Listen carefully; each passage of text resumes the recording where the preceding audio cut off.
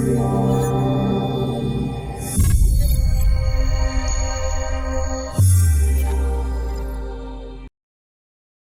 you very much for the opportunity to talk today. I'm going to give a brief update on the journal retention and needs listing software that we use, affectionately called Journal.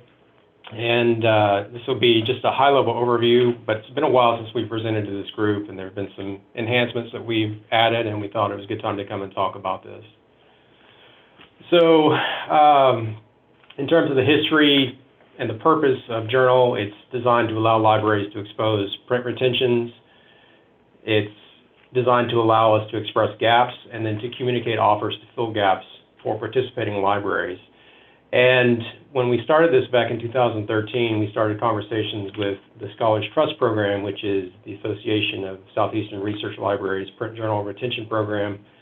And initially, it was designed as more of a regional solution. So we were trying to both serve the needs of the University of Florida at Flair and Scholars Trust to develop a piece of software that would identify these main areas. And we started out using the ISSN as the primary identifier. And after we started loading records, we found that there were over 400 titles that didn't have ISSN. So we knew we were going to have a problem, but we were far enough down the road that we just kept going with that as the identifier.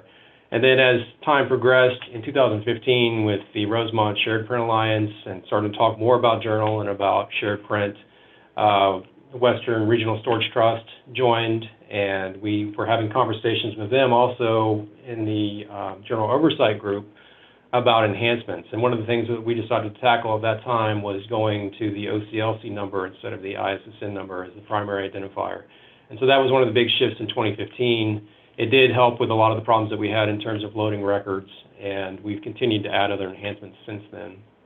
In 2017, the Big Ten Academic Alliance joined, and so by this point, we had enough coverage across the country. We were really developing from beyond a regional to a national solution. And I think when both West and Big Ten joined, they were really interested in the gap functionality of Journal, which makes it somewhat unique. And so in 2020, as we were having these conversations about enhancements, one of the things that kept coming up again and again was the challenges with listing gaps. So the way that Journal was designed originally was to list gaps volume by volume. And while that made it really easy for the user to go through and just click and select which items they would be able to fill, it was really a barrier to maintaining those records because the folks that were responsible for updating records, it was a lot of data entry and management. And in addition, there were other processes that were behind that were not getting completed because we had all these steps and layers in between. And so we've been having this conversation for several years about how to change that. We finally decided to move to gap statements. This did require significant programming on our end to facilitate that. But the goal is to allow programs to be able to update their gaps as a statement from their cataloging record rather than have to input individual gaps one by one. And so that's the big news. We launched that in December of 2020. So if you were to log in now, you would see some of those changes. But overall, Journal is administered by the University of Florida for all the partners. So we handle the billing, all the IT, hosting, enhancements, things like that. There is an MOU that's signed by each program that outlines administration and governance. We have a Journal Oversight Committee, which is made up of representatives from all of the print programs, but also from member libraries participate in that as well. And the goal of that group is to develop an outline and schedule of enhancements, policy changes, anything to do with Journal. It's really a collaborative group. It's been a great group to work with. It's a lot of the same faces from Rosemont. There's a lot of overlap there, obviously, but it's been a really interesting process. And then those recommendations are taken to each program executive for final decision. And thus far, we haven't had a big problem with agreeing on enhancements. It's been, everybody is kind of working towards the same goal of making this piece of software as utilitarian as possible, and so that's worked out really well. For funding, each program pays an equal share to offset development costs, and currently that funding level is set at $31,500. So that's for everything, and that's split up 4 ways. The University of Florida, from the beginning, this was not something we set out to use as a revenue stream. It was really visualized as a tool for the community, and we tried to maintain that focus. And so here's a map that just shows kind of the coverage of the various programs, and you can see from the red and orange, that's kind of where Journal began. in the southeastern region, and we've spread, and actually have coverage now for a significant part of the country. There are programs, states that have programs feed in both programs, so those are outlined with a different color. But as we add more people, more programs, it gets more complicated to try to represent this. But it's exciting to see, and exciting to see journal develop in this way. So this is a screenshot of the title list. This is actually taken from the software, from Journal. And so if you were to log into Journal, this is what you would see on the landing page. And so the title list is where you can see all of the print journals that are under retention currently.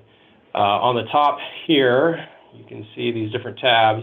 So these are just navigation tabs that take you to the different functions within Journal.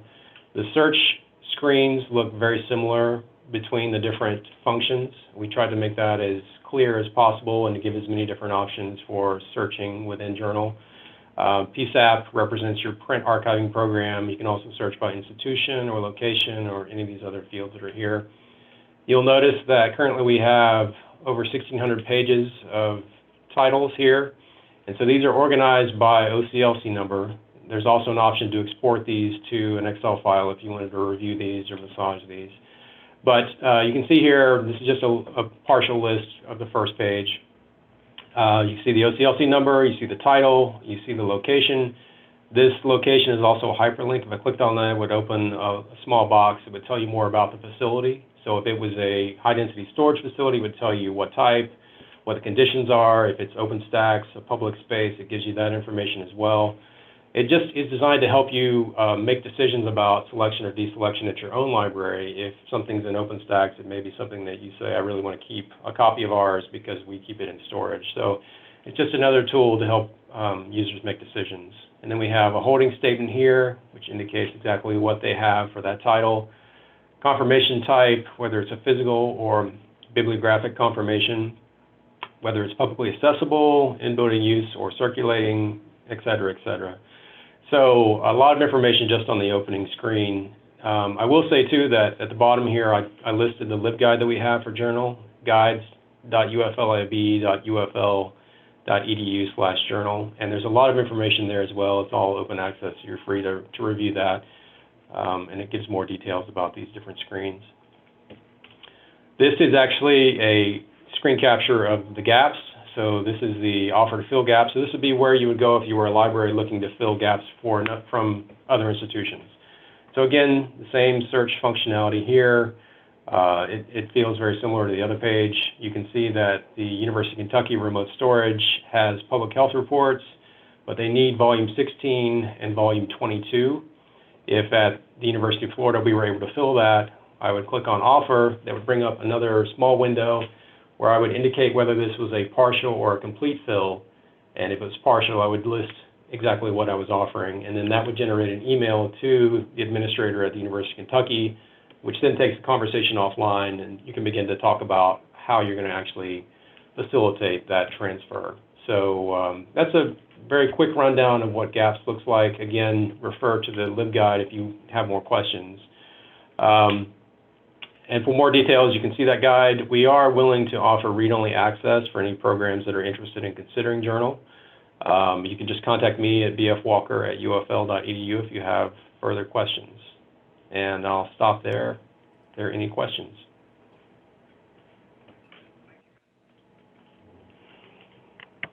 Questions in the chat at the moment.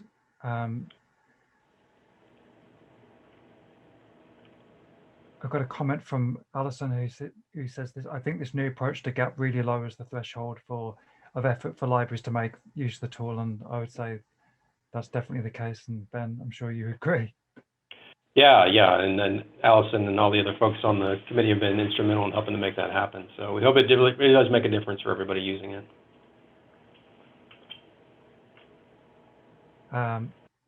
Linda asked if you could place the link to the LibGuide in the chat, please.